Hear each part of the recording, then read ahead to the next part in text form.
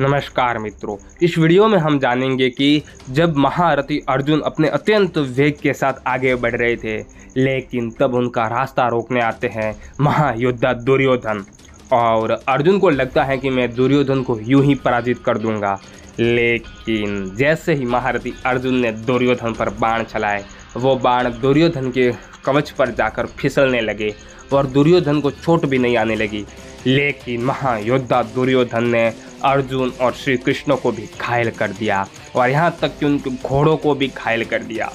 लेकिन अर्जुन दुर्योधन का कुछ नहीं बिगाड़ पा रहे थे और उस युद्ध में दुर्योधन एक अजय सा प्रतीत होने लगा था। क्या श्री कृष्ण किस प्रकार सहायता करेंगे अर्जुन की और क्या होता है, ये सब हम वीडियो के अंत तक जान ही लेंगे। तो फिर आप वीडियो के अंत तक बने रहिएगा। तो फिर चलिए शुरू करते हैं वीडियो बिना देर किए। संजय कहते हैं, राजन, दुर्योधन ने 3 अत्यंत वेगशाली मर्मभेदी बाणों द्वारा अर्जुन को बिंद डाला और 4 बाणों द्वारा उनके चारों घोड़ों को भी घायल कर दिया। इसी प्रकार 10 बाण मारकर उसने श्री कृष्ण की भी छाती छेद डाली और एक भल्ल से उनके चाबुक को काटकर पृथ्वी पर गिरा दिया। तब व्यग्रता रहित अर्जुन ने सांड पर चढ़ाकर तेज किए हुए विचित्र पंख वाले 14 बाणों द्वारा तुरंत उसे घायल करने का प्रयास किया, परंतु उनके वे बाण दुर्योधन के कवच पर जाकर फिसल गए। उन्हें निष्फल हुआ देख अर्जुन ने पुनः 14 बाण चलाए, परंतु वे भी कवच से फिसल गए। अर्जुन के चलाए हुए उन 28 बाणों को निष्फल हुआ देख शत्रु वीरों का संहार करने वाले श्री कृष्ण ने उनसे इस प्रकार कहा, पार्थ, आज मैं प्रस्तर खंडों के चलने के समान ऐसी बात देख रहा हूँ जिसे पहले कभी नहीं देखा था। तुम्हारे चलाए हुए बाण तो कोई काम ही नहीं कर रहे हैं। भरत श्रेष्ठ, तुम्हारे गांडीव धनुष की शक्ति पहले जैसी ही है ना? तुम्हारी मुट्ठी एवं बाहुबल भी पूर्ववत ही है ना? आज तुम्हारी और तुम्हारे इस शत्रु की अंतिम भेंट का समय नहीं आया है क्या? मैं जो पूछता हूँ उसका उत्तर दो। कुंती नंदन, आज युद्धस्थल में दुर्योधन के रथ के पास निष्फल होकर गिरे हुए तुम्हारे इन बाणों को देखकर मुझे महान आश्चर्य हो रहा है।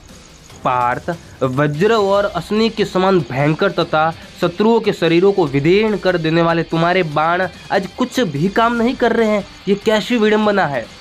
महारथी अर्जुन बोले, श्री कृष्ण, मेरा तो ये विश्वास है कि दुर्योधन को द्रोणाचार्य ने अभेद्य कवच बांधकर उसमें ये अद्भुत शक्ति स्थापित कर दी है और यह कवच भेदना मेरे अस्त्रों के लिए अभेद्य है।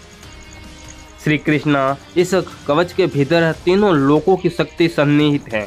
एकमात्र आचार्य द्रोण ही इस विद्या को जानते हैं और उन्हीं सदगुरु से सीखकर भी मैं इसे जान पाया हूँ। इस कवच को किसी प्रकार बाणों द्वारा विदीर्ण नहीं किया जा सकता। गोविंद, युद्धस्थल में साक्षात देवराज इंद्र अपने वज्र से भी इनका विदारण नहीं कर सकते हैं। श्री कृष्ण, आप ये सब कुछ जानते हुए भी मुझे मुँह में कैसे डाल रहे हैं? केशव, तीनों लोकों में जो बात हो चुकी है, जो हो रही है तथा जो कुछ आगे होने वाली है, वह सब आपको विदित है। मधुसूदन, मुझे आप जैसा जानते हैं वैसा दूसरा कोई नहीं जानता है। श्री कृष्ण, द्रोणाचार्य के द्वारा विधि पूर्वक धारण कराई हुई इस कवच धारणा को ग्रहण करके ये दुर्योधन युद्धस्थल में निर्भय सा खड़ा है। माधव, इसे धारण करने पर जिस कर्तव्य के पालन का विधान किया है उसे यह नहीं जानता है। जैसे स्त्रियां गहने पहन लेती हैं, उसी प्रकार यह दूसरे के द्वारा ही दी हुई कवच धारणों को अपनाए हुए हैं।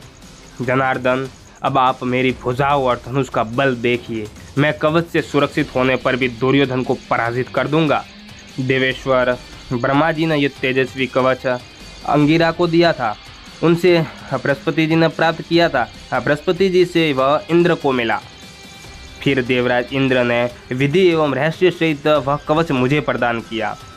यदि दुर्योधन का यह कवच देवताओं द्वारा निर्मित हो अथवा स्वयं ब्रह्मा जी का बनाया हुआ हो, तो भी आज मेरे बाणों द्वारा इस दुर्बुद्धि दुर्योधन को नहीं बचा सकेगा।